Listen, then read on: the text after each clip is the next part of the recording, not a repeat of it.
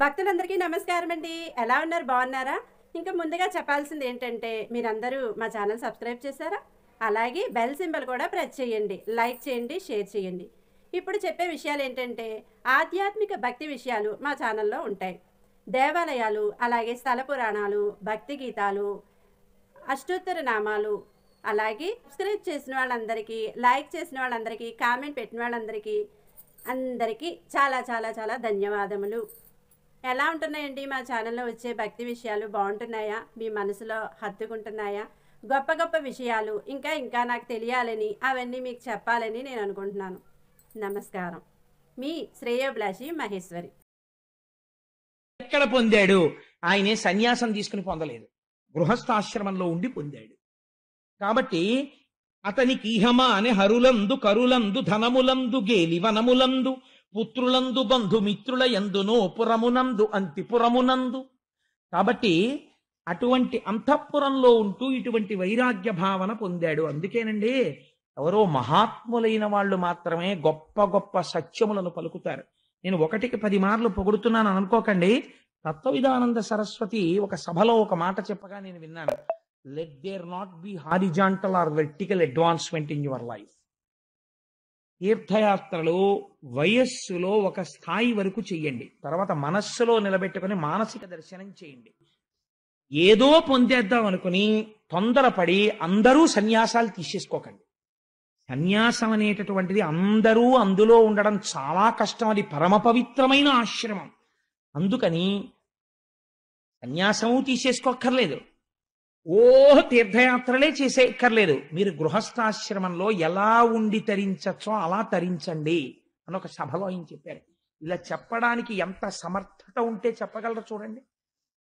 వెంటనే ఆయన మాట చెప్పారు, మరి మీరెందుకు సన్యాసి అయ్యారని అడుగుతారేమో. It has been forced on me. ఈశ్వరుడు నా యందు సన్యాసమును విధించినాడు. అలా ప్రకటించుకోగలగడం, అలా మాట్లాడగలగడం ఎంత గొప్ప విషయం. అందుకే నేను మొన్నటి రోజునన్నా, మరి దర్శనము త్రివేణి సంగమమునందు మునుక అని. కాబట్టి అలా పరమ పవిత్రమైన జీవితాన్ని గడుపుతున్నటువంటి స్థితిలో ఆయన సరస్వతీ నదీ తీరంలో అశ్వమేధయాగం చేశాడు. దానికి వశిష్ఠాది మహర్షులు వచ్చారు. ఆ మహర్షులందరినీ సేవించాడు, భూరి తాంబూలములనిచ్చాడు. 1 సంవత్సరం పాటు ద్వాదశీ వ్రతం చెయ్యాలి అని అనుకున్నాడు. అంటే ఏకాదశి వ్రతం కదండి అని మీరు అనుకోకండి. ఏకాదశి వ్రతం అన్నా ద్వాదశి వ్రతం అన్నా తేడా ఏం లేదు. ఏకాదశి అంటే దశమి నాటి సాయంకాలం నుంచి ఉపవాసాన్ని ప్రారంభం చేస్తారు. ఉపవాసం అంటే అశనము అని శాస్త్రంలో మాట ఉంది. అశనము అంటే వీడి కిందటి జన్మలలో ఉన్నటువంటి దరిద్రమును అనుభవించడానికి ఈ జన్మలో ఐశ్వర్యమున్నా ఆకలి వేస్తున్నా తినకుండా తనని తాను ఒక రోజు మార్చుకుంటే అశనం అంటారు. ఈశ్వరుడి దగ్గరగా బుద్ధి నిలబడడానికి ఎంత సాత్వికమైన పదార్థం తిని శరీరం నిలబెట్టుకోవాలో, ఈశ్వరార్పితమైన సాత్వికమైన అంత ప్రసాదమును తిని నిలబెట్టుకుంటే ఉపవాసం అంటారు. అందుకే రేపటి మహాశివరాత్రి నాడు జన్మానికొక్క శివరాత్రి అన్నారు. ఆ ప్రసాదం ఇంటి దగ్గర ఎందుకు? ఉపవాసం చేసే వాళ్ళందరూ పేర్లు ఇస్తే మాకు అంచనా తెలియాలి కదా. ఇక్కడే ప్రసాదం చేసి మధ్యాహ్నం ఈశ్వరుడికి నివేదన చేసి మీకు ఉపవాసంతో శరీరం నిలబడడానికి కావలసిన ప్రసాదం మేమే పెడతాము అని దేవస్థానం వారు ముందుకొచ్చారు. ఉపవాసం అంటే మరి అలా కదండి నడవాలి శివరాత్రి నాడు. కాబట్టి ఏకాదశి వ్రతం చేస్తున్నాడు. ఏకాదశి నాడు ఉపవాసం చెయ్యాలి, ద్వాదశి నాడు పారణ చెయ్యాలి. పారణ అంటే ఎంత తొందరగా వీలైతే అంత తొందరగా పదార్థాన్ని తినేయచ్చు. సూర్యోదయం అవగానే భోజనం చేసేసాడు అనుకోండి, ఏమీ తప్పు లేదు. నిత్యానుష్ఠానం చేసేసుకుని భోజనం చేసేయచ్చు. ద్వాదశి నాడు 1 గంటకి లంచ్ టైం వరకు నేను తినకూడదేమో అంటే ఇలా వేళ్ళు విరిచేసుకుంటూ కూర్చోక్కర్లేదు, సూర్యోదయం అవగానే తినేసేయచ్చు. కాబట్టి ద్వాదశి నాడు పారణ చెయ్యాలి. కానీ ఒక చిత్రం జరిగింది. ఈయన గృహస్థాశ్రమంలోకి వెళ్ళాడు. ఇప్పుడు ఈయనకి వివాహం అయింది. ధర్మపత్ని, ఆయనకి తగినటువంటి పత్నిని పొందాడు. ఆవిడ ఈయన కలిపి ఒక మాట అనుకున్నారు. ఇది మీరు చాలా గమనించవలసినటువంటి మాట. బహుశా ఎక్కడో తప్ప భార్యాభర్తల మధ్య ఇలాంటి చర్చలు రావేమో. అంబరీషుడి జీవితంలో వచ్చింది. ఆవిడంది, ఏమండి మనం 1 సంవత్సరం పాటు ఏకాదశి వ్రతం చేద్దాం అంటే ఆయన అన్నాడు, అయితే కార్తీక మాసంలో మొదలు పెడదాం. మొదలుపెట్టి వచ్చే సంవత్సరం కార్తీక మాసంలో ద్వాదశి తిథి నాడు పారణ చేద్దాం. అప్పటి వరకు ఉపవాసం ఉంది. అంటే ఏమిటో తెలుసా అండి? అసలు ఉపవాసం అంటే రామాయణంలో చెప్తారు, పూజా మందిరంలోకి వెళ్ళి పడుకుంటారు భార్యాభర్తలు. ఈశ్వరుడు యొక్క పాదముల దగ్గర పడుకుని శరీరము నిలబడడానికి కావలసినంత ఆహారమే తింటూ బ్రహ్మచర్యమును పాటిస్తూ నిరంతరము భగవన్నామ స్మరణము చేస్తూ మళ్ళీ నాలుక మీదకి అన్ని రకాల పదార్థాలతో కూడినటువంటి భోజనాన్ని స్వీకరించడం అన్నది, అన్నం తినడం అనేటటువంటిది, అన్నాన్ని అన్నంగా భోజనంగా చేయడం అన్నది ద్వాదశి నాడే. ఒక సంవత్సరం అటువంటి వ్రతం చేద్దాం. ఈయనే ఇటువంటి వాడంటే ఈయనకి తగిన భార్య వచ్చింది. గృహస్థాశ్రమం దేనికో తెలుసా అండి? జీవితాలు పండించుకోవడానికి పనికొస్తుంది ఒకళ్ళకొకళ్ళు. అందుకే గృహస్థాశ్రమం గురించి ఒక మహానుభావుడు అన్నాడు, అది పడవ తెడ్డు అన్నాడు. నాకు ఎంత నచ్చిందో ఆ మాట నిజంగా. మీరు చూడండి, పడవ నడుస్తుంది. పడవ నడవాలంటే ఏం వేస్తారు? తెడ్డు వేస్తారు. తెడ్డు ఎక్కడ పెట్టి వెయ్యాలి? పడవలో పెట్టే వేస్తారు. పడవకే ఇలా 2 గాడిలు ఉంటాయి. ఆ 2 గాడిల్లో తెడ్డు పెట్టి ఆయన అలా కూర్చుని, ఆయన ఎక్కడో కూర్చుని తెడ్డేయడు, ఈ పడవలోనే కూర్చుంటాడు. కూర్చుని ఈ పడవకున్నటువంటి 2 గాడిల మధ్యలో తెడ్డు పెట్టి ఏదో అలవోకగా పాట పాడుతూ ఇలా ఊగుతూ ఈ తెడ్డెత్తి నీటి వెనకాతలకి గుచ్చుతాడు. గుచ్చి ఇలా లాగుతాడు. లేకపోతే నీటిని భూమిలాగా తెడ్డుపడి ఇలా వెనక్కి నీటిని తోసి ఆ శక్తితో పడవని ముందుకు తోస్తుంది. ఏ నీటి యందు నువ్వు ప్రయాణం చేస్తున్నావో, ఏ నీటి యందు పడిపోకూడదు అనుకుంటున్నావో ఆ నీటి యందే పడవ ఉంది, తెడ్డు ఉంది, దాటేవాళ్ళు ఉన్నారు. ఆ నీటిని వెనక్కి తోస్తూ తెడ్డు నడుపుతోంది. తెడ్డును ఆధారం చేసుకుని పడవ నడుస్తోంది. పడవ లేకుండా ఉట్టినే నించుని తెడ్డేయమనండి, వేయలేడు. తెడ్డు లేకుండా పడవ నడపమనండి, నడపలేడు. పడవ తెడ్డు కింద నీరు, ఈ నీరే ప్రతిబంధకం వెళ్ళడానికి. ప్రతిబంధకమైనటువంటి నీటిని తనకి అనుకూలంగా మార్చుకుంటున్నాడు. పడవలోనే కూర్చుని పడవకి తెడ్డును వాడుతూ. ఏ సంసారము ఈశ్వరుణ్ణి చేరడానికి ప్రతిబంధకమైందో ఆ సంసారములో ఉంటూ ఈశ్వర పాదములనేటటువంటి పడవెక్కి భార్యాభర్తలు కూర్చుని సంసారమును వెనక్కి తోస్తూ ఈశ్వరుడు వైపుకి అభిముఖులై మారి మారి ఈవిడ తెడ్డెయ్యాలి, ఆయన తెడ్డెయ్యాలి. ఈయన అలిసిపోయబ్బా చాలేవే ఇంకా పూజలు అవిని ఈ సంవత్సరం ఏమీ చెయ్యొద్దంటే, పోన్లేండి పోనీ మనం ఈ సంవత్సరం పెద్ద డబ్బు ఖర్చు పెట్టక్కర్లేదు, ఓ పని చేద్దాం. మనం ప్రతి సోమవారం నాడు 5 రూపాయలు పెడితే చాలు కదా. ప్రతి శనివారం నాడు 5 రూపాయలు పెడితే ఇన్ని తులసి దళాలు వస్తాయి. పోనీ ఈ సంవత్సరం ఏదో ఇల్లు కట్టాం, గృహప్రవేశం చేసాం, మనం అంత డబ్బు పెట్టుకోలేము, అస్తమానం యాత్రలు చేయలేము అన్నారనుకోండి, ఆల్ రైట్, నేను ఒప్పుకుంటాను మీ మాట. కానీ ఈశ్వర పూజ వద్దనకండి. ప్రతి శనివారం చక్కగా ఇన్ని తులసి దళాలు తెచ్చుకుని మీరు నేను తెల్లవారు లేచి కూర్చుని విష్ణు సహస్రం మీరు ఓం కేశవాయ నమః అంటుండండి. నేనేమో తులసి దళాలు వేస్తుంటాను స్వామికి. చక్కగా నీరాజనం ఇద్దాం, ఇంత పులిహార చేసి స్వామికి నివేదన చేసుకుందాం. ఈ ఏడాదంతా ప్రతి శనివారం తులసి దళాలతో శ్రీమన్నారాయణార్చన చేసుకుందాం అందనుకోండి. ఇప్పుడు ఏమైంది? ఇప్పటిదాకా తెడ్డేసిన ఆయన అలిసి కూర్చుంటే ఆవిడందుకుని పడవ నడిపిస్తోంది. ఇప్పుడు ఇద్దరూ మారి మారి తెడ్డు వేసి ఇద్దరూ ఆ పడవలోనే కూర్చుని ఎక్కడికెడతారు? ఆవలి ఒడ్డుకి వెళ్ళిపోతారు. ఇప్పుడు నీరు ప్రతిబంధకం అయిందా? అవలేదు. ఏ నీటిని దాటడానికి పడవెక్కాడో నీటిని దాటుతున్నాడు, ఆ నీటిలోనే తెడ్డేసుకుంటూ వెడుతూ. భార్యాభర్తల గృహస్థాశ్రమం ఈశ్వరుణ్ణి చేరడానికి అలా ఉండాలి. కాబట్టి అంబరీషుడు అలా చేశాడు. సంవత్సరం ఏకాదశి వ్రతం చేద్దామండి ఏంది. ఏమండి, మీరు అంబరీషోపాఖ్యానం మామూలుగా విన్నారనుకోండి, మన గృహస్థాశ్రమంలో మీరు ఎలా తరించాలో ఏమిటి అర్థం అవుతుంది? అందులో నేర్చుకోవలసిన విషయాన్ని ప్రతిపాదిస్తున్నాడు పోతనామాచ్యుడు.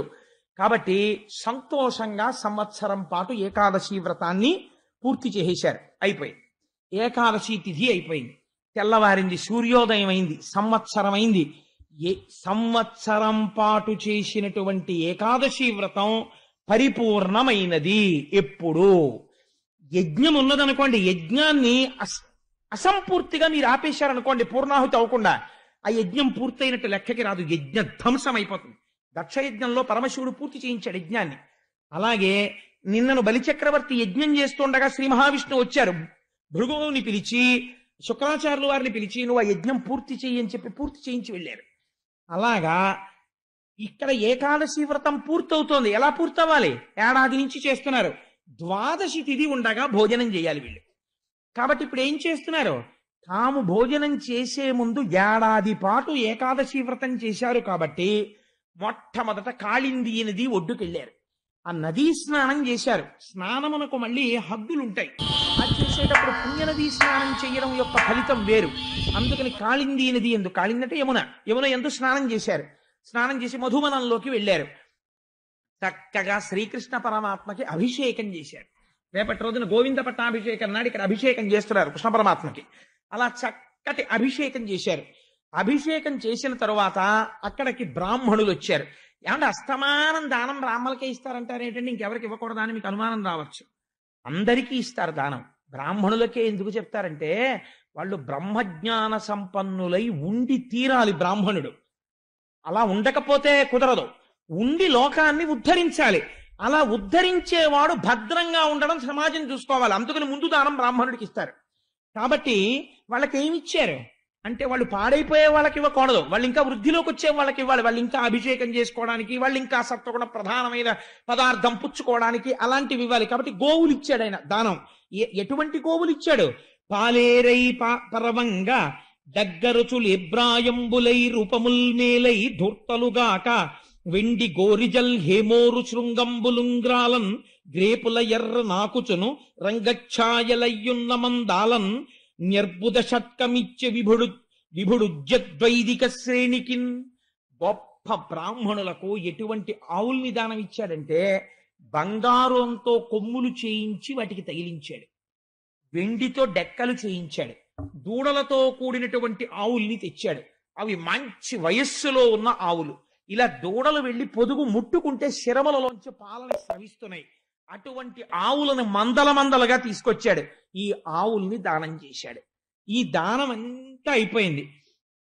పెక్కండ్రు విప్రవరులకు గ్రక్కున అతి భక్తి తోడ కడుపుల నిండన్ జొక్కపుటన్నంబిడి విభుడొక్కడే పారణము చేయనుద్యోగించన్. అన్నం పెట్టడం ఒక మర్యాద ఉంటుంది. అన్నం పెట్టడం భూతతృప్తి వేరు, భోజనం పెట్టేటప్పుడు బ్రాహ్మణ సమారాధన వేరు. అది పెట్టేటప్పుడు ఒక మాట చెప్తారు. ఏమిటి చెప్తారంటే ఆచమనాన్ని వేసి చేతిలో నీళ్లు వేసి మీరు ఏ ఇంట్లో ఏ కులదైవాన్ని పూజిస్తారో, నేను ఒక శివారాధకుణ్ణి అని అనుకోండి, పరమేశ్వర స్వరూపాయ బ్రాహ్మణాయ తుభ్యం నమః అని ఔపోసన వడ్డిస్తారు.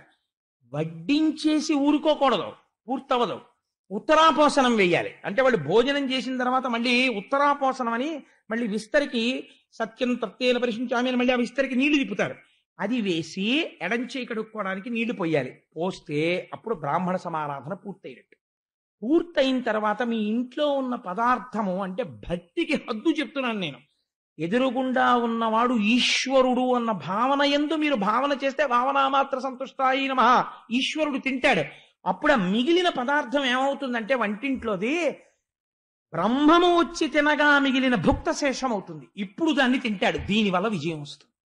కాబట్టి ఇప్పుడు ఏం చేశాడు అంటే కడుపులు నిండే వరకు అయ్యా తొందరపడకండి, మెల్లగా తినండి అంటూ పెట్టాడు.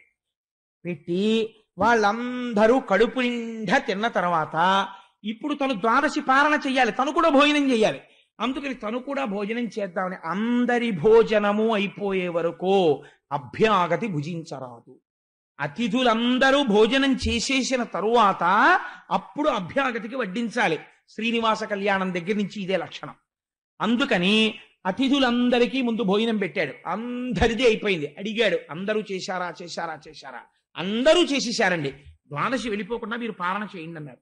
ఆల్ రైట్, నాకు కూడా వడ్డించండి. విస్తరేసుకున్నాడు. ఇక భోజనం చేద్దామని అనుకుంటున్నాడు. ఉద్యోగించన్ సిద్ధపడుతున్నాడు. సిద్ధపడుతుండగా భాసుర నిగమ పదోపన్యాసుడు సుతపో విలాసుడు అనుపమ యోగాభ్యాసుడు రవిభాసుడు దుర్వాసుడు అతిథి అయ్యతన్ నివాసంబునకున్. దుర్వాసుడు గురించి ఒక్క తప్పు మాట మాట్లాడలేదు పోతన గారు. తొందరపడి మనం ఎక్కడో కార్తీక పురాణంలో చదివామని మీరు తీర్పు చెప్పకండి. ఎటువంటి మాట వేశారో చూడండి.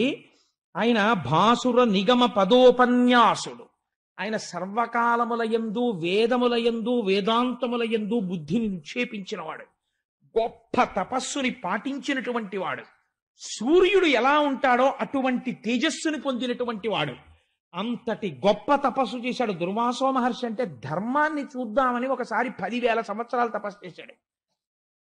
తపస్సు చేస్తే ధర్మము ఆయనకి సాకారంగా కనపడలేదు. దత్తాత్రేయుల వారితో కలిసి చేశాడు. ఆయన కమండలంలో నీళ్లు తీసుకున్నాడు. 10,000 ఏళ్ళయింది, నీకు కనపడడానికి ఏమిటి ఇబ్బంది అని పరిగెత్తుకొచ్చాడు ధర్మం. వచ్చి తనతో పాటు ఉన్న పరివారాన్ని చూపించి శపించకయా అన్నాడంటే ఆయన అన్నాడు, ఈ మాట మర్యాద నీకు ముందు ఉండాలి. తపస్సు చేస్తున్నప్పుడు వస్తే గౌరవిద్దును. నువ్వు రాలేదు కాబట్టి నీళ్ళెట్టుకున్నాక వచ్చావు కాబట్టి నేను చెప్పిస్తున్నాను. 3 జన్మలు ఎత్తు. ఓసారి రాజుగా పుట్టు, ఓసారి ఏదో భయంకరమైనటువంటి రాజ్య పరిపాలన చెయ్యడానికి అర్హత లేని స్థితిలో పుట్టు, ఒకసారి నువ్వు రాజపరిపాలన చెయ్యడానికి వీలు లేనిటువంటి వాడివై కేవలం సలహా చెప్పడానికి పనికొచ్చేటట్టు జన్మలెత్తు అంటే అప్పుడే ధర్మరాజుగా విదురుడిగా అవన్నీ జన్మలెత్తాడు ధర్మదేవత. కాబట్టి దుర్వాసో మహర్షికి గతంలో ఇటువంటి పనులు చేసిన వాడైనా పోతన గారు అలా అనలేదు. ఎందుకు అనలేదు చెప్పండి? ఈ మాటలు ఎందుకు వేయకూడదు పోతన గారు? వ్యాసుడు ఎందుకు వేయకూడదు అంటే ఒక మర్యాద ఉంది ప్రపంచంలో. ఏమిటో తెలుసా అండి? అతిథి అంటే ఈశ్వరుడు మీ ఇంటికి అతిథి రూపములోనే వస్తాడు. వచ్చేటప్పుడు మీరు ఆయన దోషమును విచారణ చేశారనుకోండి, అయ్యా మా ఇంటికి వచ్చి భోజనానికి వచ్చిన వాడు మహానుభావుడు వచ్చాడండి, కానండి ఆయనకి చిన్న అవలక్షణం ఉందండి అన్నారు అనుకోండి, పోయిందంతే. ఏ ఈశ్వరుడు పరీక్ష పెడతాడు ఆతిథ్యానికి పిలిచినప్పుడు. మీరాయన యందు దోషమును విచారణ చేశారనుకోండి, పోయిందంతే. ఎందుచేత దోష విచారణ చేయరాదు. అతిథిగా వచ్చిన వాడు ఈశ్వరుడు వచ్చాడు, నువ్వు గుణమొక్కటే చూడాలప్పుడు. లేకపోతే నీకు ఇక్కడ సంస్కారం ఎలా నిలబడుతుంది పెట్టేటప్పుడు? కాబట్టి ఇప్పుడు ఆయన క్రోధం గురించి నీకెందుకు? అంబరీషుడు ఇలా చూడలేదు దుర్వాసుణ్ణి. వ్యాసుడు ఎందుకు రాస్తాడు? పోతన గారు ఎందుకు అలా రాస్తారు? మనం ఎవరం అంబరీషోపాఖ్యానాన్ని వింటూ దుర్వాసుడు వచ్చాడనేటప్పటికీ ఆయన అండి అని తేలిక చేసి లోపల భావన చేయడానికి. ఈ భావన నీకు అలవాటైతే నీ జీవితంలో నువ్వు ఈశ్వరుడికి వడ్డించలేవు. ఎందుకని? ఎప్పుడూ నీకు అతిథి ఎందు దోషం చూడటమే అలవాటు. అతిథి ఎందు కేవలము భగవంతుణ్ణి చూసి పొంగిపోతూ భోజనం పెట్టడం నీకు రాదు కనుక. కాబట్టి అంబరీషుడు చూడడు, వ్యాసుడు చూడడు, పోతన గారు చూడరు. అలా వాళ్ళలా ఉండాలనుకుంటే నువ్వు చూడకూడదు. ఎంత నీతి చెప్పారో చూడండి ఆ పద్యంలో. అందుకే ఆ మాట ఉండవు. చరిత్ర తెలిసినా ఈ మాట వెయ్యరు.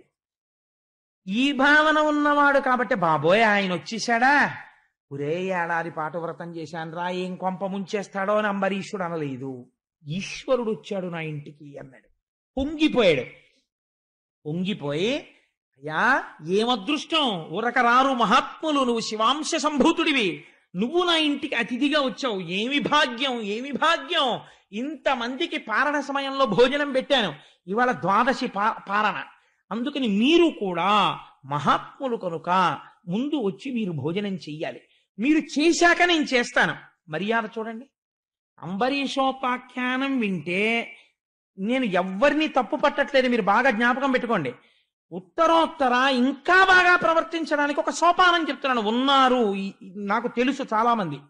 ఒకసారి వింటే రెండోసారి మనం ఇంకొంచెం మెట్టెక్కుదామని తాపత్రయం ఉన్న వాళ్ళు ఎందరో ఉన్నారు. అలాంటి వాళ్ళు ఇంకా పూర్ణత్వం సిద్ధించుకోవడానికి చెప్తున్నానంటే నేనేం విమర్శ చేయట్లేదు ఎవరిని. కాబట్టి తిన్నాడా అంబరీషుడు? తినలేదు. ఎందుకు తినలేదు? దుర్వాసుడు తినాలి, ముందు తిని వెళ్ళాలి. వెళ్ళకపోతే అతిథి పూర్తి చెయ్యనిది లోపల భుక్త శేషం ఎలా అవుతుంది? తను ఎలా తింటాడు? అది అభ్యాగతి, తినకూడదు. కాబట్టి ఆయనకు ఉత్తరాపోసనం ఇస్తే కానీ తను తినకూడదు. కాబట్టి ఇప్పుడు ఏం చేశాడు? తినలేదు. అయ్యా ఇది ద్వాదశి పారణ జరగాలి. కాబట్టి ఇప్పుడు ఏమిటి? మీరు మాకు బ్రహ్మము గురించి చెప్పడమో, మేము వినడమో, మీకు పాద పూజ చెయ్యడమో కాదు. ఎంత తొందరగా మీరు భోజనం చేయాలి, నేను తొందరగా భోజనం చేయాలి. మన ఇద్దరికి ఇప్పుడు ఇదే ధర్మం ద్వాదశి. కాబట్టి మీరు తొందరగా స్నానం చేసి రండి. వస్తే మనిద్దరం మీరు భోజనం చేశాక భుక్త శేషాన్ని నేను తింటాను అన్నాడు. అంటే పాపం అలాగే వస్తానన్నాడు. దుర్వాసో మహర్షి ఒక్క మాట మాట్లాడలేదండి. మీరు చాలా జాగ్రత్తగా గమనించాలి అంబరీషోపాఖ్యానాన్ని. ఆయనకి తెలియదా ఈ ధర్మం? తెలుసు. ఏడాది పాటు నుంచి చేస్తున్నాడు వ్రతం కాబట్టి తొందరగా స్నానం చేసి వద్దామని వెళ్ళాడు.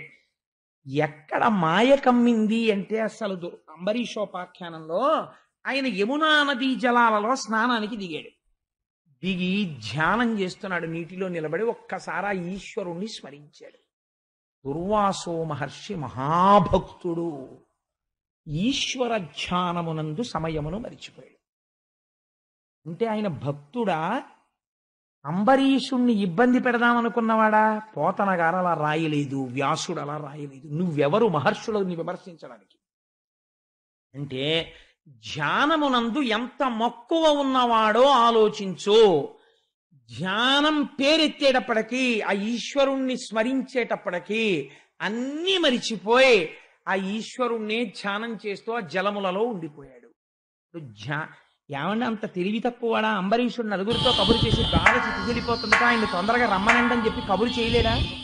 అలా ప్రవర్తించకూడదు.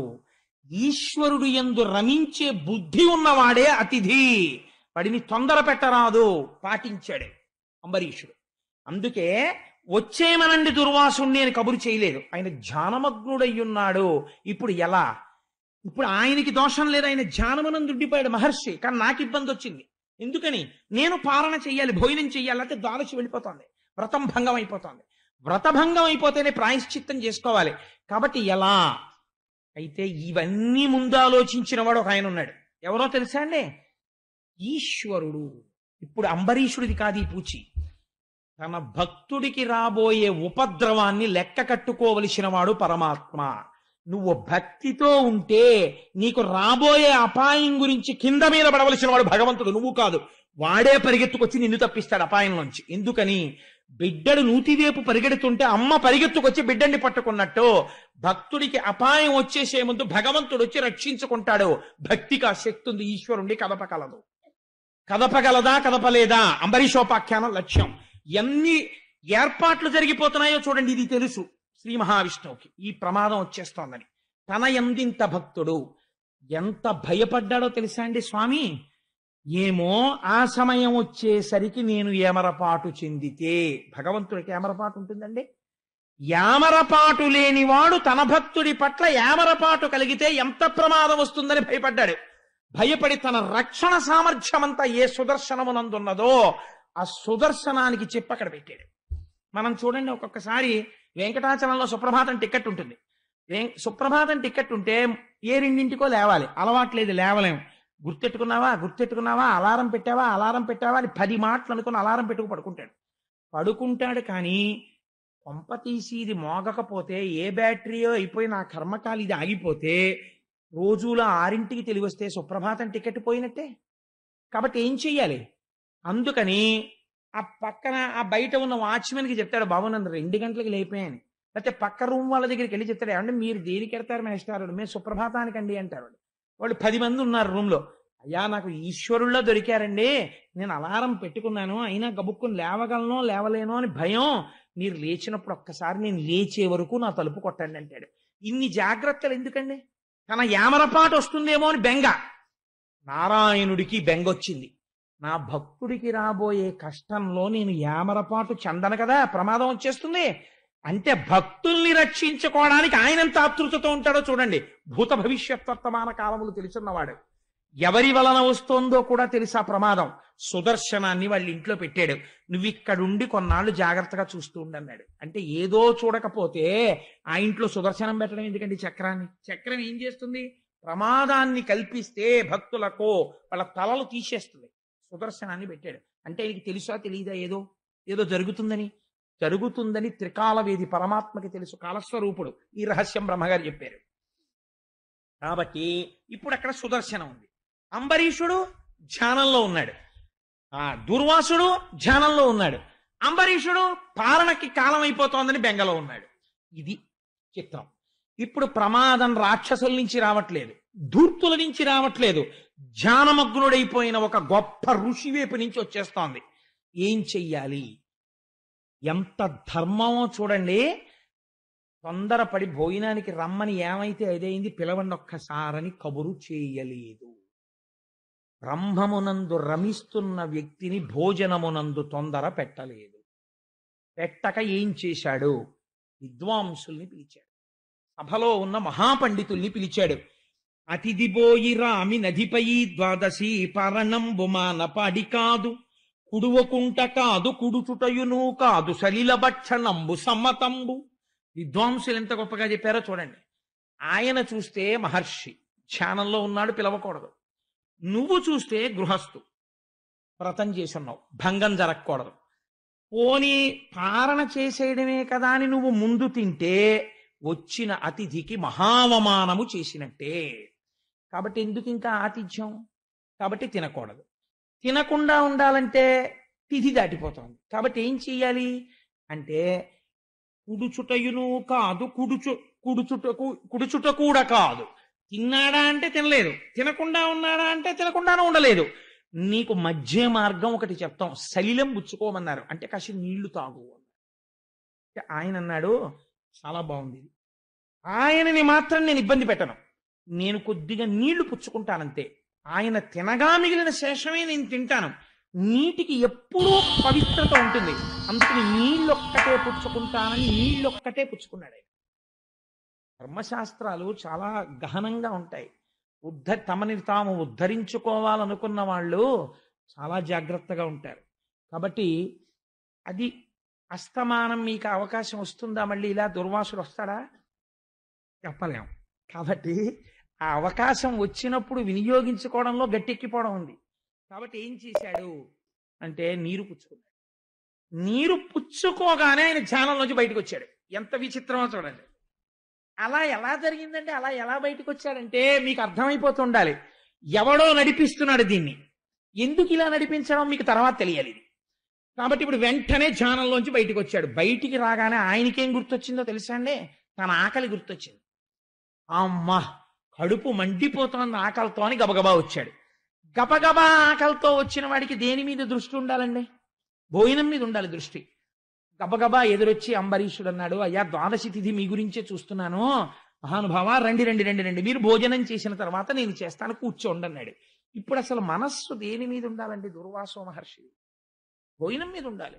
అంబరీషుడు ఇంతకు ముందు ఏమైనా తినేసి ఉంటాడా? తినకుండా ఉంటాడా? ఒక మహర్షి యొక్క చిత్తము ఇంత లేకిగా ఆలోచిస్తుందా అంటే, ఇలా లేకిగా ఆలోచించేటట్టుగా ఒకడు చేస్తున్నాడు. ఎందుకు చేస్తున్నాడు? మీరు విందురుగాని తర్వాత. కాబట్టి ఇప్పుడు ఏం చేశాడు? అది ఆలోచించాడు. ఈయన తినేశాడా, తినకుండానే పెట్టాడా అని ఆలోచించాడు. ఆలోచిస్తే నీళ్లు తాగాడు అని లోపల తెలుసుకున్నాడు. తెలుసుకోగానే కోపం వచ్చింది. అంటే నువ్వు అతిథిని అమర్యాద చేశావు పిలిచి. కాబట్టి ఇప్పుడు ఏం చేశాడు? పెటపెట పండ్లు గీచును భీకరుడై కనుగ్రేవ నిప్పుకల్ పొటపొటరాల గండములు పొంగ మునీంద్రుడు హుంకరించుచున్ జట మొదలంటగా పెరికి చక్కన దానన కృత్యనాయుధో ఆయుధోత్కటవల మానహస్తయుతగానరించ నయించ రాజుపై. ఒక పక్క లోపల ఆకలి, ఒక పక్కన అతిథిగా పిలిచి అవమానించాడనేటటువంటి దుఃఖ, రెండూ కలిసిపోయాయి. అంత చవకబారు వాళ్ళ కనపడ్డాను రా నీకు నేను. ఇంత మహర్షిని పిలిచి ముందు నువ్వు తాగి నాకు అన్నం పెడతావా నీ ఇంట్లో అంటే, నీ భుక్త శేషం నేను తింటున్నాను, నా భుక్త శేషం నువ్వు తింటలేదు అంటే నాకు ఇది అవమానం. నీ స్థాయి అంతే అని చెప్తున్నావు. కాబట్టి నిన్ను ఉపేక్షించను. నువ్వు విష్ణు భక్తుడివా, చూడు నిన్నేం చేస్తాను. ఇప్పుడు నేను గొప్పో నువ్వు గొప్పో తెలియాలన్నాడు. మహర్షికి ఇంత క్రోధం వచ్చేది ఏమిటండి ఇంత చిన్న విషయానికి? ఆయన ధర్మము పాటించాడా, ధర్మమును అతిక్రమించాడా, తెలిసి చేశాడా, తెలియక చేశాడా, తెలిస్తే చేసే మనస్సున్నవాడా, ఇంకా పైకెక్కాలని తాపత్రయం ఉన్నవాడా, తను ఇంకా చెప్పి వృద్ధిలోకి తేవలసిన వాడా, ఇన్ని మరిచిపోయాడు. ఇన్ని మరిచిపోయి కేవలం నీళ్లు తాగాడని కోపం పెట్టేసుకున్నాడు. కోపం పెట్టేసుకుని చేతిలోకి నీళ్లు తీసుకుని ఒక జటను ఒక దాన్ని సమూలంగా పెరికాడు. ఆ జటాజూటంలోంచి దాన్ని నేలకేసి కొట్టాడు. అందులోంచి ఒక భయంకరమైన కృత్యని సృష్టించాడు. కృత్య అంటే ఆయన ఏం చెప్తే దాంతో ఆకలి తీర్చుకుంటుంది. ఎంత భయంకరమైన పని చేశాడో చూడండి. నీవు భస్మమైపోదువుగాక అంటే వేరులా ఉండేది. తన కళ్ళ ముందు కృత్య తినేయాలంతే. అంటే తను తినకుండా పెట్టాడు కాబట్టి కృత్య ఆయన్ని తింటుంటే తను చూడాలి. ఇంత వ్యగ్రత వెళ్ళిపోయింది దృష్టి. అంటే హద్దులేని క్రోధమునకు వెళ్ళిపోయాడు. ఇప్పుడు ఈ కృత్యని ప్రయోగించాడు. అది కూడా ఎలా ఉంది, చేతిలో భయంకరమైన శూలం పట్టుకొని ఆకలితో అది ఎగురుతూ ఉంటే భూమి గోతులు పడింది. కాలానల సన్నిభయై శూలాయుధ హస్త యగుచు సుర్రసుర్రసురుక్కన్ నేల పదంబుల త్రొక్కుచు వాలి మహాకృత్యమనుజవల్లభుచేరెన్. భయంకరమైన క్రోధంతో గెంతులేస్తూ శూలం పట్టుకొని వెళ్ళి అంబరీషుడి మీద పడింది ఆ కృత్య. సంతోషిస్తున్నవాడెవరు? దుర్వాసుడొక్కడే. బాధపడుతున్న వాళ్ళు ఎంతమంది? తాను బ్రాహ్మణుడయ్యుండి అవతల వారి యొక్క స్థితిని గమనించకుండా నిష్కారణమైన కోపం పెంచేసుకుంటున్నాడు. ఈ పెంచుకుంటున్న కోపానికి అందరూ బాధపడుతున్నారు. అంబరీషుడు మాత్రం చిరునవ్వుతోనే ఉన్నాడు. శ్రీమన్నారాయణుణ్ణి ధ్యానం చేస్తున్నాడు. నేను తెలిసి అపరాధం చేశానా? నాకు తెలిసి అపరాధం చెయ్యలేదు, పరమభక్తితో ప్రవర్తించాను, నాకు ఇంతవరకే తెలుసు. విద్వాంసులు కూడా ఇంతే చెప్పారు. ఇంతకన్నా నాకు తెలుసుంటే నేను ఆచరించుండేవాణ్ణి. తెలియక చేసిన దోషము దోషము కాదు, పూర్ణమైన ఫలితం వచ్చేస్తుంది. భగవద్భక్తితో, అపారమైన భక్తితో చేసినట్టే. లేకపోతే ఎందుకు వెంటపడి నిన్ను వేడుకుని పిలిచాడు భోజనానికి? భక్తితో పిలిచాడు. నీకు ఎందుకు నువ్వు వచ్చాక భోజనం చేస్తానన్నాడు? భక్తితో పిలిచాడు. ఆయనకి తెలియదు పాపం. అంతకన్నా తెలిసి ఉంటే ఆయన ఆ నీళ్లు కూడా తాగేవాడు కాదేమో, ద్వాదశి కూడా వదిలిపెట్టేసేవాడేమో. అది నువ్వు ఎందుకు గమనించలేదు? నీకు ఎందుకు ఇంత క్రోధం వచ్చింది? కరెక్ట్గా ధ్యానంలోంచి ఎందుకు బయటకు వచ్చావు? ఈ వెనక ఉన్న శక్తి ఏమిటో మనం గ్రహించాలి. ఇప్పుడు ఆ కృత్యని చూడగానే నేను తెలిసి పాపము చేయలేదు, ఈశ్వరుడికి తెలుసు నేను పాపం చేశానో లేదో, ధర్మం తప్పలేదు అని నమస్కారం చేస్తూ నిలబడిపోయాడు. ఇప్పుడు ధర్మాధర్మములకు ఫలితం ఇవ్వవలసిన వాడు కదలాలి. ఇది ఎవరికి తెలుసు? భూత భవిష్యత్ వర్తమాన కాలములు తెలుసున్నవాడికి తెలుసు. లేకపోతే తన పాదం మీద ఉన్న తులసి దళం ఆ ఇంట్లో పెట్టాలి. సుదర్శనాన్ని ఎందుకు పెడతాడు? ఇప్పుడు ఏది కదిలింది? సుదర్శనం కదిలింది. అంటే ధర్మం ఎవరి పట్ల ఉన్నది? మీరు వెంటనే తీర్పు చెప్పచ్చు. ఆయన మహర్షే కావచ్చుగాక, ధర్మము అంబరీషుని ఎందే ఉన్నది. కాబట్టి ఇప్పుడు ఏమైంది? సుదర్శనం కదిలి కృత్య మీదకి వెళ్ళింది. కృత్య కాలిపోయింది. కృత్య కాలిపోయి బ్రాహ్మణుడి వెంట పడింది. నువ్వు కృత్యని ప్రయోగించావు కాబట్టి నిన్ను నేను తింటానంది. ఇప్పుడు సుదర్శనానికి వెన్నిచ్చి దుర్వాసుడు పరిగెత్తడం మొదలెట్టాడు. ఆకలి ఏమైపోయింది, ఈ కోపం ఏమైపోయింది, ఇన్ని పోయి ప్రాణరక్షణలోకి వచ్చాడు. ఎంత తపస్వి అయినా, ఎన్ని తెలుసున్నవాడైనా సమయాసమయములు తెలుసుకోకుండా, అవతల వారి అమాయకత్వం దృష్టిలో పెట్టుకోకుండా, మంచితనం దృష్టిలో పెట్టకుండా పరుషమైన ప్రవర్తనతో ఉండకూడదు. అది యువతల వాడిని పతనం చేసేస్తుంది. కాబట్టి ఏం చేసింది? దుర్వాసుడి వెంట సుదర్శనం పడింది. పరిగెడుతున్నాడు. ఇప్పుడు ఎక్కడికి పరిగెత్తాడు? భువిదూరు అబ్ధిజర అబ్దుల్ సొచ్చు నుద్వేగియై దివిప్రాకం దివిప్రాకు దిక్కులకు పో దిక్వీధులన్ బోవు చిక్కి వెసంగ్రుంకిన క్రుంకు నిల్వ నిలుచున్ క్రీడింప క్రీడించు ఒకవడిన్ తపసు వెంటనంటి హరి చక్రంబన్య దుర్వక్రమై. దుర్వాసో మహర్షికి ఒక వరం ఉంది. ఆయన అన్ని లోకాలలోనూ తిరగగలడు. తపస్సు చేత సాధించాడు దాన్ని. అందుకని ఇప్పుడు ఏం చేశాడు? ఆ వరాన్ని చేత్తో పట్టుకుని సముద్రంలోకి దూరిపోయాడు. చక్రాయుధం కూడా సముద్రంలోకి దూరిపోయింది. మీకు వెంటనే ఒక అనుమానం రావచ్చు, ఏంటంటే అంత స్లోగా పెడుతుందా చక్రం? అదేమిటి దుర్వాసు తలకాయ టకేలను కొట్టేయలేదా అని. వెన్నిచ్చి పరిగెడుతున్నంతసేపు మర్యాద ఉంటుంది ఆయుధాలకి. అది శ్రీమన్నారాయణుడి ఆయుధం. వెన్నిచ్చిన వాళ్ళని నరకదు. అందుకని వెనకాల వస్తోంది, రొమ్మిస్తే కొడదామని. ఈయన సముద్రంలో దూరాడు, అది దూరింది. ఈయన ఆకాశంలోకి ఎక్కాడు, అది ఎక్కింది. ఈయన నిలబడ్డాడు, అది నిలబడింది. ఈయన ఇది ఎక్కడ గొడవడా అని ఇలా తలకొట్టుకున్నాడు. అది ఓసారి ఇలా కదిలేదు. క్రీడింప క్రీడించు. ఈయన ఆడుకున్నట్టుగా ఉంటే ఆయన ఆడుకున్నట్టుగా ఉండేది. ఈయన దాహం తీర్చుకోవడానికి నీళ్లు తాగితే అది కాసేపు ఆగేది. ఈయన మళ్ళీ పరిగెడితే మళ్ళీ పరిగెత్తేది. ఈయన ఎక్కడికి వెళ్ళినా దాన్ని తప్పించుకోలేకపోయాడు. ఈశ్వరుడు బుద్ధి చెప్పడం మొదలుపెట్టాడు. కాబట్టి ఏమైంది? పరిగెత్తి పరిగెత్తి పరిగెత్తి బ్రహ్మలోకానికి వెళ్ళాడు. బ్రహ్మగారు ఎంత చతురతతో చెప్పాడో తెలుసా అండి? అయ్యయ్యో మహర్షి, ఎంత కష్టం వచ్చిందిరా, అంబరీషుడి జోలికి వెళ్ళావా? భక్తి అన్నిటికన్నా గొప్పది. ఆ భక్తి ఎన్ని తప్పులైనా సరే సరిపెట్టేస్తుంది. మీరు కూడా ఆ విశాల హృదయంతోనే ఉండాలి తప్ప, వాళ్ళ మంచికి చెప్పాలి తప్ప భక్తుల్ని అవమానించరాదు. కాబట్టి ఏమైంది? ఎంత పని చేశావురా, మహర్షిని కదా అని అంబరీషుడి మీదకి సుదర్శనాన్ని ప్రయోగించేశావా? నాన్న నీకొక్క విషయం చెప్తాను విను. బ్రహ్మగారు కదా ఇప్పుడు ఉపదేశం చేస్తుంటాడు. అందుకని భగవంతుడు 2 రూపాలతో ఉంటాడు. ఒకటి అంతటా పరివ్యాప్తమై ఉంటాడు, సాకారము అదే పొందుతుంది. 2 కాల రూపంలో ఉంటాడు. కాల రూపంలో ఉంటాడని బ్రహ్మగారు చెప్పడంలో రహస్యం ఏమిటి? రాబోయే కాలంలో జరిగేది ఆయనకి తెలుసు. అలా తెలుసున్నవాడెవడో వాడు వైకుంఠంలో కూర్చున్నాడు సాకారంగా. ఇప్పుడు కాళ్ళు అట్టుకోవాలంటే కాళ్ళు దొరికేది అక్కడే దొరుకుతాయి. అంతటా నిండిన వాడికి కాళ్ళు ఎక్కడున్నాయో ఎవరికి తెలియదు, బ్రహ్మజ్ఞాని పట్టుకోవాలి. అంతటా నిండిన వాడిని ఉపాసన. అందుకని నువ్వు ఇప్పుడు కిందకి దిగిపోయావు కాబట్టి అక్కడికి పరిగెత్తి ఆయన కాళ్ళు అట్టుకో. ఎందుకో తెలుసా? ఏ మహానుభావుడి కనుకొలుకులు ఎర్రబడితే నా బ్రహ్మస్థానం ఊడిపోతుందో, ఈ సత్యలోకం ఆగిపోతుందో, వాడి జోలికి నేను వెళ్ళలేను, ఆ చక్రాన్ని నేను ఆపలేనన్నాడు. ఎందుకండి అలా అనడం?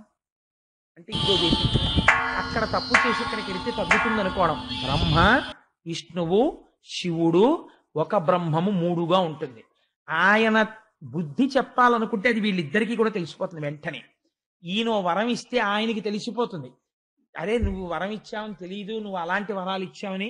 నేను మామూలుగా శ్రీమన్నారాయణుడికి వెళ్ళిపోయానని ఎప్పుడైనా అంటాడండి శ్రీ మహావిష్ణువు? నరసింహాకృతిలో పెడతాడు. బ్రహ్మగారు వరం ఇస్తే విష్ణువుకి ఎలా తెలుస్తుంది? తెలుస్తుంది అంతే. విష్ణువు చంపేస్తే బ్రహ్మగారు వచ్చి స్తోత్రం చేస్తాడు.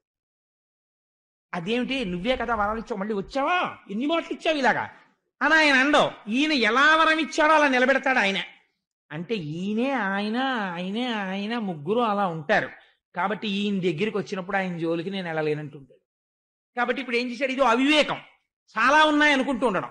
అందుకని ఏం చేశాడు? అక్కడి నుంచి కైలాసానికి పరిగెడితే ఆయన అన్నాడు, ఆయన అంశ చిత్రం తెలుసా అండి?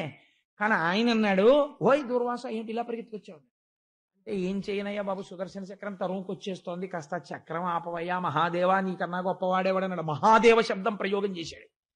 ఆయన అన్నాడు, నాకు దక్షుడికి భృగువుకి ఇంద్రుడికి చతుర్ముఖ బ్రహ్మకి మా అందరికీ కూడా అర్థం కానిది ఏమైనా ఉంటే విష్ణుమాయ ఒకటే. అది నాకే అర్థం కాలేదు ఇప్పటి వరకు. పుట్టిది మీరు నిజంగా అనుకునేరు, అలా మాట్లాడతారు వాళ్ళు ఒకళ్ళ గురించి ఒకళ్ళు. అందుకని ఆయన సుదర్శనాన్ని నేనేమాపనరా, ఆయన మాయే నాకు అర్థం కాలేదు. ఎలాగో ఇంత దూరం వచ్చేసావు కదా, ఈ పక్కనే కదా వైకుంఠం, నా కాళ్ళ మీద పడ్డ మీదకు పోయి ఆయన కాళ్ళ మీదే పడితే గొడవ వదిలిపోతుంది కదా, చక్రం ఆయన్ని నేను అడ్డు పెట్టడం ఏమిట్రా అంటే వాళ్ళిద్దరు ఎప్పుడు కొట్టుకోరు. మీరు బాగా ఆలోచించండి. నిజంగా పరమాత్మకి పరమశివుడికి పార్టీలు కట్టడం అలవాటు అనుకోండి. ఇప్పుడు మనం కొట్టుకుంటున్నట్టే వాళ్ళు కొట్టుకుంటున్నారు అనుకోండి, ఇదో మంచి అవకాశం. ఒరే నీకు సుదర్శనం అడ్డొచ్చిందా, అయితే నేను సుదర్శనాన్ని ఆపేస్తాను, నా త్రిశూలం పెట్టి కొట్టేస్తాను, నువ్వు మాత్రం నా పార్టీలో చేరిపోవాలి రేపుతాను అనాలి కదండి. ఆయన ఏమంటున్నాడు, నేను ఆపలేనయ్యా సుదర్శనాన్ని, నాకు తెలియదు విష్ణుమాయ అంటాడు. ఈయనేమో వైకుంఠానికి వెడితే, మహాదేవా నువ్వు వచ్చావా అని ఆయన కాళ్ళు కడిగి తల మీద జల్లుకుని పాదోదకాన్ని విష్ణువు పుచ్చుకుంటాడు. తెలివైన వాడైతే ఏం తెలుసుకోవాలి, వాళ్ళు ముగ్గురు ఒకటేరా అని తెలుసుకోవాలి. ఇది తెలుసుకోకుండా నువ్వు ఇంకా వీడు గొప్పండి వాడు తక్కువండి అంటే ఇద్దరు కలిపి పొటికే కొడతారు. కాబట్టి ఏమవుతుంది, ఉన్న వెంట్రుకలు ఊడిపోతాయి, తల బొప్పి కడుతుంది. కాబట్టి ఎంత తెలివితేటలుగా మాట్లాడాడో చూడండి. ఇక్కడ దాకా వచ్చావు కదా, నాన్న అడగడం ఎందుకు, పక్కనున్న వైకుంఠానికి వెళ్ళి విష్ణువు కాళ్ళ మీదే పడిపో, ఆయన మాయే నాకు అర్థం కాలేదు, ఇంకా ఆయన సుదర్శనాన్ని నేనేం ఆపుతానన్నాడు ఆయన. అంటే అయ్యయ్యో ఇంకా మహాదేవుడు కూడా ఏం చెయ్యలేడు అనుకున్నాడు. ఇందులో మీరు ఒక్క విషయం బాగా కనిపెట్టాలి. ఏమంటే అన్ని వేల సంవత్సరాలు తపస్సు చేశాడు, శివాంశ సంభూతుడు మహర్షి, ఆయనకి తెలియదండి కోటేశ్వరరావు చెప్తున్న విషయం, మనందరికీ కాకినాడలో వాళ్ళకి తెలుసున్న విషయం దుర్వాసుడికి తెలియదు. అందుకే కదా మరి బ్రహ్మ దగ్గరికి శివుడి దగ్గరికి వెళ్ళాడు, తిన్నగా విష్ణువు దగ్గరికి వెళ్లకుండా. కాబట్టి మరి ఇదేమిటంటే అంత తపశ్శక్తి చేసిన వాడిది దొంగ సర్టిఫికేటా అంటే ఏం తెలియదా? ఎందుకు వచ్చింది మరి ఇలాగా? శివరవీంద్రుడు గారు. కాబట్టి ఏమైంది, పరిగెత్తాడు, మళ్ళీ వైకుంఠానికి వెళ్ళాడు. వెళ్ళి ఈసారి ఏం చేశాడు అంటే, ఆయన చక్కగా లక్ష్మీదేవితో క్రీడిస్తూ ఒక పాంపు మీద కూర్చుని ఉన్నాడు. వెడుతూనే స్తోత్రం చేస్తూ శ్రీమన్నారాయణుడి యొక్క పాదముల మీద పడిపోయి 2 కాళ్ళు 2 చేతులతో గట్టిగా పట్టుకుని పాదాల మీద శిరస్సు పెట్టి లేవడం మానేసి అలా ఉండిపోయాడు. అసలు ఇంకా మాట్లాడడం లేవడం. అప్పుడు ఆయన అన్నాడు, ఏమిటయా ఇలా పడిపోయావు, లే ఏమైంది అన్నాడు. ఇదో చిత్రమైన ప్రశ్న ప్రపంచంలో. ఆయనకి తెలియదండి. నిజంగా ఆయన తెలియకపోతే ఆయన సర్వజ్ఞుడు ఏమిటండి, పెట్టినవాడు సుదర్శనం ఈయనే. సుదర్శనం కదిలింది, తరుంకొస్తోంది, బయట అదే నించుంది, అందుకే ఇంత వెలుతురు, ఈయన అందుకే పరిగెత్తుకొచ్చాడని ఏమీ తెలియని వాళ్ళ. ఏంటి ఇలా వచ్చావు, ఎందుకు అలా పట్టుకున్నావు, లే లే లే లే నాన్న, ఏంటి ఏమైంది అన్నాడు. అంటే మళ్ళీ పాపం ఈయన ఏం చేస్తుండాలి, వెళ్ళిన చోట అల్లా, సార్ నాకు తప్పు అయిపోయింది సార్, ఇలా చేశాను సార్, మీరు ఏమైనా హెల్ప్ చేయండి సార్. బాగా మనసు మార్చడానికి టాక్ట్ఫుల్ ఆఫీసర్ ఏం చేస్తారంటే, మీ ఆఫీసర్ గారి దగ్గరికి వెళ్ళి ఒక అప్లికేషన్ ఇచ్చి, సార్ తప్పు అయిపోయిందని దాని మీద నువ్వు ఆయన కామెంట్ రాయించుకురా అంటాడు. అక్కడికి వెళ్ళి చెప్పుకుని కామెంట్ రాయించి నువ్వు పట్టుకుని రా అప్లికేషన్ అంటాడు. తపాల్లో ఇచ్చేస్తే వీడికి అహంకారం పోదు, అందుకని వీడి అప్లికేషన్ పట్టుకుని మళ్ళీ వస్తాడు. పర్సనల్ బ్రాంచ్కి వెళ్ళి ఏం జనరల్ గారికి చెప్పి ఆయన కూడా కామెంట్ కూడా రాయించుకుని పట్టరా అంటాడు. కాదు నడిపోగలడేంటి, అందుకని ఏం చేయాలి, ఆయన దగ్గరికి కూడా వెళ్ళి మళ్ళీ నలుగురు ముందు నుంచి, ఏమిటా పొద్దున్న నుంచి నించున్నావు, రా పర్వాలేదు చెప్పు అంటే, ఇంతమందిలో చెప్పుకోవడం సిగ్గు. సార్ నాది ఇలా తప్పు అయిపోయింది సార్, ఇలా చేశాను సార్, అప్లికేషన్లో రాశాను సార్, ఇంకెప్పుడు చేయనని, మీరు ఈసారికి క్షమించమని రాయండి సార్ అంటే, మళ్ళీ ఇంకోసారి ఆయన కూడా క్షమించండి అని రాస్తాడు. ఇప్పుడు ఇది పట్టుకుని అక్కడ కూర్చున్న తర్వాత వచ్చేవాడు వెళ్ళేవాడు, ఏంట్రా 2 రోజుల నుంచి తిరుగుతున్నావు ఆఫీస్ చుట్టూ అంటాడు. అంటే ఆఫీసర్ గారి కోసం అంటే ఈ స్లిప్ పంపిస్తే ఉండమని పిలుస్తారంటాడు. 11 అవుతుంది, 12 అవుతుంది, 1 గంట అవుతుంది, ఒక్కొక్కడు వస్తుంటాడు, అడుగుతుంటాడు, ఏంట్రా ఇలా వచ్చావు అంటుంటాడు. వెళ్ళిపోదామంటే గబుక్కుని పిలిస్తే అందుకని అక్కడే కూర్చోవాలి. వచ్చిన వాడికల్లా నేను ఈ తప్పు చేశాను, అందుకనే ఆయనకి చెప్పుకుందామని వచ్చాను, పట్టుకుని రమ్మన్నారు, అందుకు నించున్నానంటాడు. అయిపోయింది శిక్ష, బయట అయిపోతుంది, నీకు తెలుసు లోపల కూర్చున్నా. ఆయనకి 1 గంటకు భోజనానికి లేచిపోయే ముందు, 1 గంటకి నేను భోజనం చేసేసి ఇన్స్పెక్షన్కి నేను ఎక్కడికో వెళ్ళిపోతున్నాను, మళ్ళీ 2 రోజుల తర్వాత వస్తాను ఆఫీస్కి అంటాడు. వీడి గుండెల్లో రాయిడిపోతుంది. అప్పుడు అన్నట్లు అతను నించున్నట్టున్నాడు, ఒకసారి పిలు అంటాడు. అప్పుడు వీడు గబోబా, అమ్మ బాబోయ్ పిలిచాడు అంతే చాలని వెళ్తాడు. ఏమిటంటావు అంటాడు. అంటే ఇంక వెళ్ళిపోతాడు, ఉన్నది చెప్పేయాలి గబోబా, అయ్యా నా జీవితంలో చేయని దోషం, నన్ను క్షమించండి బాబు, బుద్ధి వచ్చింది, ఇంకెప్పుడు చేయను అంటాడు. సరే నేను చూస్తాను, ఫోన్ చేసి చెప్తాను, ఫైల్ తర్వాత పెడతానులే, నువ్వు వెళ్ళు, నేను చెప్తాను మీ ఏం గారికి, జాయిన్ అవ్వు ఫోన్లో చెప్తాను. ఈ మాట ముందే చెప్పేశాడు. అసలు చిత్రం అది. ఈయన ఏం చేస్తాడు, వెళ్ళి జాయిన్ అవుతాడు. కానీ దీని మీద ఏం రాస్తాడో అని ఎప్పటికప్పుడు ఆందోళనే, కాబట్టి ఇంక తప్పు చేయడు. ఆయన ఏం చేయడు, దాన్ని డస్లో పారేస్తాడు. అదొక ట్యాక్ట్. అది అలా బుద్ధి చెప్పడం, బాగా గడి పెట్టడం, ఇంకో రకంగా చెప్పాలంటే. అందుకని ఏమిటో అంటే మళ్ళీ చెప్పుకోవాలన్నమాట చేతులు కట్టుకొని. కాబట్టి ఇప్పుడు ఏం చేయాలి, మళ్ళీ మొదలు. అయ్యా నేను అంబరీషుడి ఇంటికి వెళ్ళానండి. ఏమన్నాడు, అది మంచివాడు అనుకుంటానే అంబరీషుడు అంటే, నాభాగుడు కొడుకు అంటే, అవునండి పాపం ఏకాదశి వ్రతం ఏడాది చేశాడండి. వెరీ గుడ్, నీకు అన్నం పెట్టుండాలే. పెడతానన్నాడండి. ఏం చేశావు, యమునకి వెళ్ళానండి, ధ్యానంలో ఉండిపోయాను, పాపం ఆయన తినలేదండి, పెద్దలను అడిగి నీళ్లు మాత్రం పుచ్చుకున్నాడు, నేను కూర్చొని సృష్టించానండి, సుదర్శనం వచ్చి కాల్చేసి వెంట తరిగింది, బయట ఉందండి, అందుకు వచ్చాను అంటే. ఇప్పుడు ఆయన ఏమనాలి, అలాగా అయితే పోనీ సుదర్శనం తీసేస్తానన్నా అనాలి, లేకపోతే ఇలా పరిగెడుతుండనన్నా అనాలి. ఇప్పుడు అది కాదు ఇది కాదు, ఆయన ఉపదేశం మొదలెట్టాడు. ఎంత చిత్రమో చూడండి. శిక్ష వేయడం అంటే అందరినీ చంపేయక్కర్లా, జ్ఞానంలో ఉన్నవాడు గతి తప్పితే ఇలా చెప్తే గురువులు చాలు వాడు మార్గంలోకి వచ్చేస్తాడు. అంబరీషోపాఖ్యానం అంత గమ్మత్తుగా ఉంటుంది. కాబట్టి ఆయన అన్నాడు, చలమున బుద్ధిమంతులకు సాధులు నా హృదయంబులీల దొంగిలి కొనిపోవు చుందుర కిల్బిష భక్తి లతాచయంబులన్ నిలువగబట్టి కట్టుదురునే నిరుపుతో మదకుంభికైవడిన్ వలలకు చిక్కి భక్త జనవత్సలతం చనుచుందు తాపసా. ఈ పద్యాలు విని తీరాలి అంబరీషోపాఖ్యానంలో. ఈయన అడగనివన్నీ ఈయన చెప్తున్నాడు.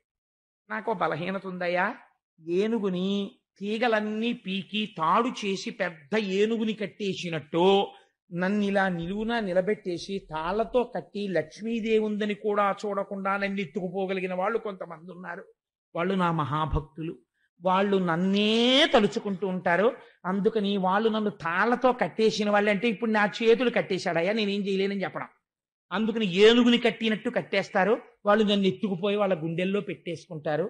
అలా పట్టుకెళ్ళిపోయిన వాళ్ళల్లో అంబరీషుడు ఒకడు. నాకు మేలు కోరు నా భక్తుడగు వాడు భక్త జనులకే న పరమగతియు భక్తుడెందుచని న భరతెంతు వెంట గోవు వెంట తగులు కోడెభంగి.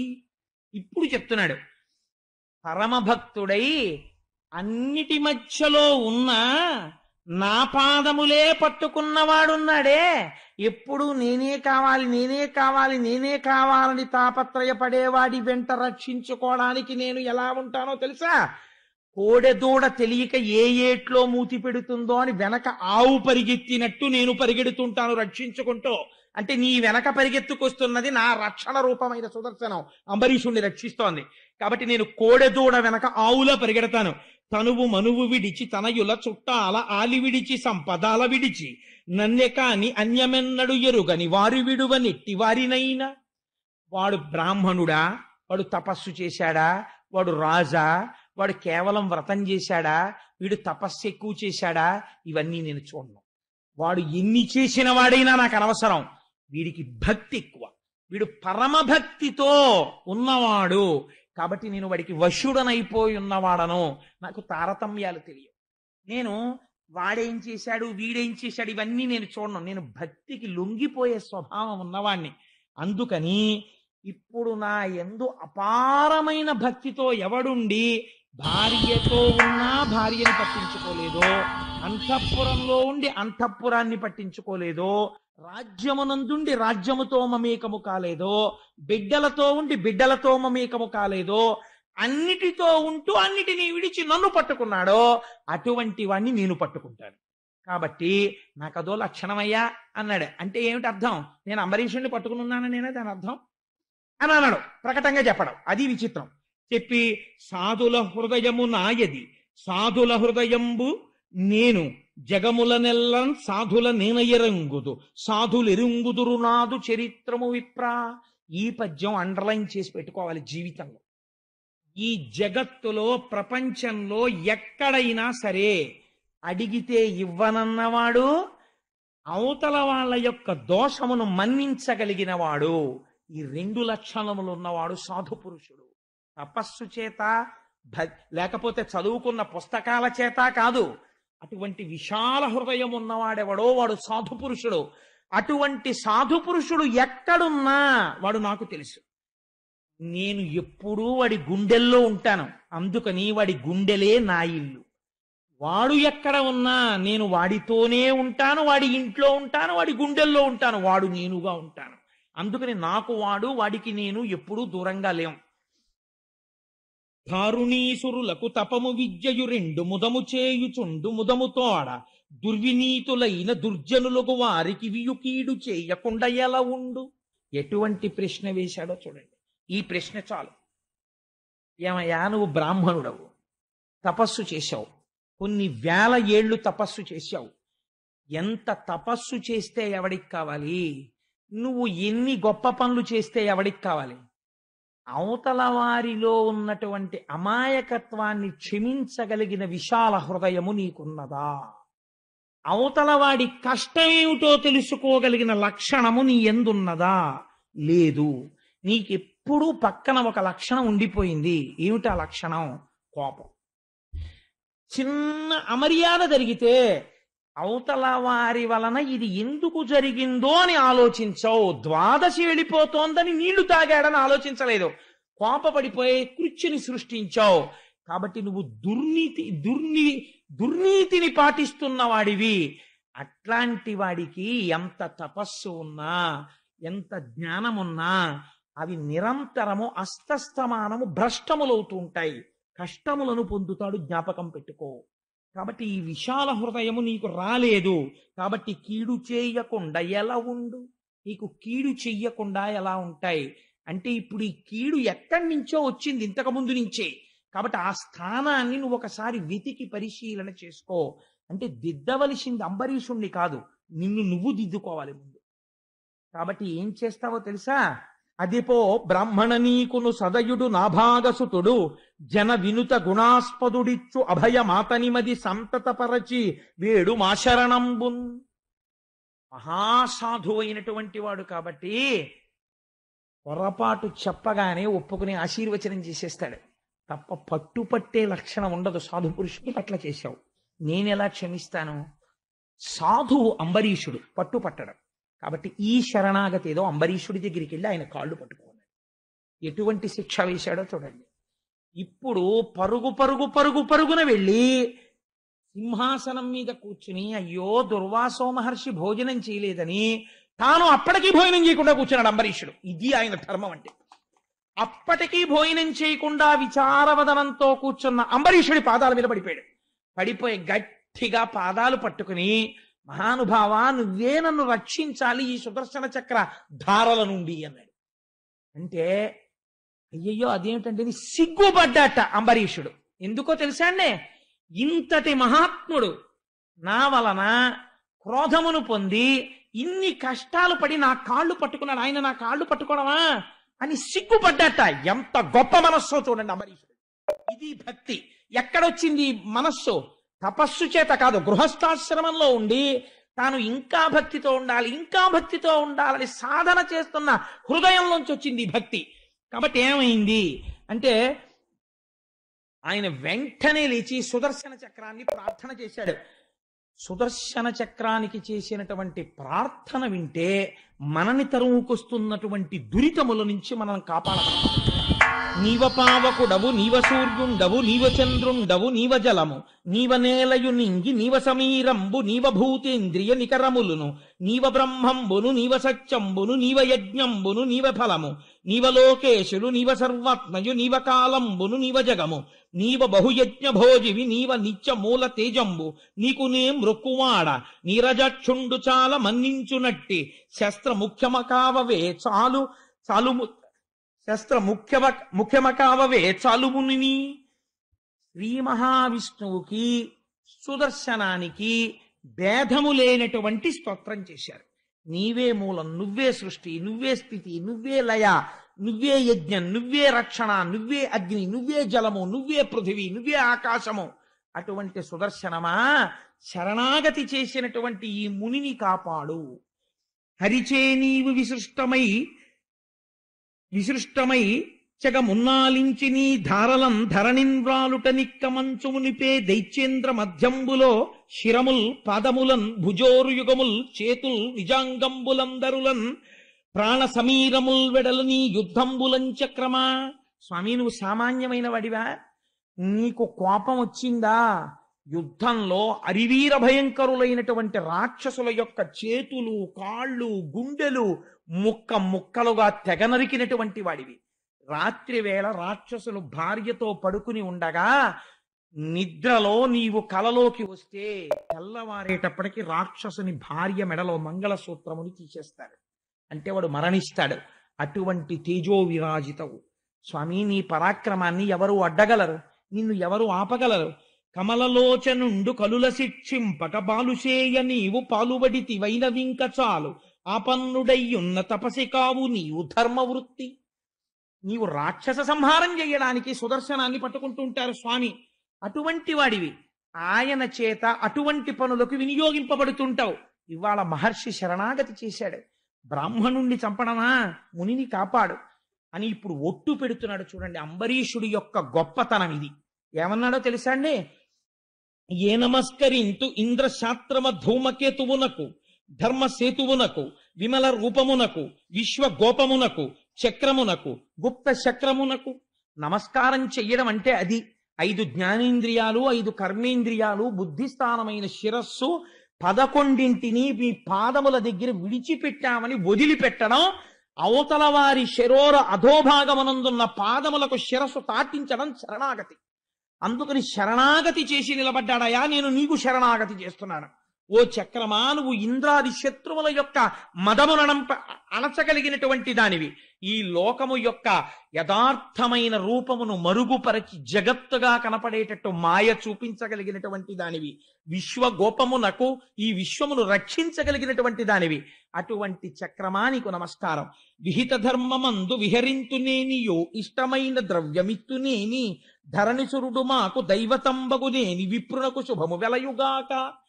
కోరిన వాళ్ళకి నా దగ్గర ఉన్నది లేదనకుండా నేను ఇచ్చిన వాడనైతే, నేను ఎప్పుడూ ధర్మము తప్పకుండా ప్రవర్తించిన వాడనైతే, నేను చేసిన పూజలకు శ్రీ మహావిష్ణువు సంతోషమును పొందిన వాడైతే, నీవు ఈనాడు మహర్షిని సంహరించాలని ఉద్యుక్తతను పొందుతున్న దానివి ప్రశాంతతని పొంది శాంతిని పొంది నీ యథాస్థానమునకు మరలిపోదువుగాక అన్నాడు. తాను చేసిన తపస్సునంతటినీ ఒట్టు పెట్టాడు దుర్వాసుని రక్షించడానికి. ఉత్తర క్షణం ప్రశాంతతని పొంది సుదర్శన చక్రం వైకుంఠానికి వెళ్ళిపోయింది. వెళ్ళిపోగానే ఇంత శపిద్దామని కృత్యని ప్రయోగించినటువంటి దుర్వాసుడు చెనకలేకపోయాడు అంబరీషుణ్ణి. సరికదా ఒక మాట అన్నాడు, ఆహాహాహా, ఎందుకురా ఇన్ని వేల ఏళ్ళు తపస్సు చేశాను, గృహస్థుగా ఉంటూ నువ్వు పొందిన దాన్ని నేను పొందలేకపోయాను. ఒక మాట ఇవ్వని పేరు కర్ణములలో వయ్యారమై సోకినన్, సకలాగంబులు పల్లవించి తొలుగన్ సంభ్రాంతితో అట్టి సత్సుకరున్, మంగళ తీర్థపాదు హరి విష్ణుం దేవదేవేషు దారకలంక స్థితి కొల్చు భక్తులకు ఏ దడ్డంబు రాజాగ్రణి. ఆ శ్రీ మహావిష్ణువు యొక్క నామము ఒక్కసారి జీవితంలో ప్రీతితో చెప్పినా, ఆ శ్రీమన్నారాయణ పాదములకు నమస్కరించినా వారిని ఏ కష్టములు అడ్డవు. అటువంటి మహానుభావుడివి, నిరంతరము శ్రీమన్నారాయణ స్మరణ చేసేవాడివి. ఈ వైభవం ఏమిటో నేను ఇవాళ చూశాను. మిత్రుడవై రక్షించావు, నాకు జీవితాన్ని ఇచ్చావు. ఇక నుంచి నీ పేరు అన్ని లోకములలో చెప్పుకుంటారు. నీ పేరు చెప్పుకున్న వాళ్ళకి శ్రీమన్నారాయణుని యొక్క పాదముల యందు భక్తి కలుగుతుంది అని అంబరీషుణ్ణి స్తోత్రం చేస్తూ దుర్వాస మహర్షి వెళ్ళకపోయారు. అంబరీషుడు అన్నాడు, మీరు బయలుదేరినప్పటి నుంచి ఇప్పటికి కూడా నేను భోజనం చేయలేదు. మీరు భోజనం చేస్తే ఆ మిగిలిన పదార్థాన్ని భుక్తశేషంగా భావించి తింటాను, మీరు తినండి అన్నాడు. పరమ సంతోషంగా భోజనానికి కూర్చున్నాడు దుర్వాసుడు. అవనిసురుడు కుడువ అతి పవిత్రంబైన వంటకంబు భూమి వరుడు గుడిచే తపసి నిగులు మన్ప తానెంత వాడను హరికృపా మహాత్యమనచు తలచి. ఏమి పద్యం అండి ఈ పద్యం! నిజంగా గృహస్థు యొక్క ధర్మాన్ని నిట్ట నిలువునా నిలబెడుతుంది. అవనిసురుడు కుడువ అతి పవిత్రంబైన, ఇంటికొచ్చినటువంటి బ్రాహ్మణుడు కుడిచి వెళ్ళిన తర్వాత పవిత్రమైంది మిగిలిన అన్నం అన్నట్ట అంబరీషుడు. నేను బుద్ధి చెప్తే బతికినవాడు అనలేదు. ఏమి భక్తి అండి, ఏమి వినయం అండి నిజంగా అంబరీషుడిది అని. అప్పుడు వంటకంబు భూమి వరుడు గుడిచే, ఆ మిగిలిన అన్నాన్ని అంబరీషుడు తిన్నట్ట. తింటే దుర్వాసుడు సంతోషంగా వెళ్ళిపోతే కొంతమంది వచ్చి అన్నారు, మహానుభావ ఏమి గొప్పవారండి, దుర్వాసుడంతటి వాడి మదం అనిచ్చారు మీరు అన్నారు. ఆయన అన్నారు, తప్పు ఆ మాట అనకండి. నేనా రక్షించిన వాడిని, మహానుభావుడు దుర్వాసుడు. అటువంటి మహాత్ముడిని నేను రక్షించడం ఏంటి? నేను కాదు రక్షించింది, హరికృపా మహాత్మ్యమునుచు తలచి. ఇది శ్రీమన్నారాయణుడి యొక్క కృపా కటాక్షం. నన్ను రక్షించాడు, ఆయనకి పాఠం చెప్పాడన్నాడు.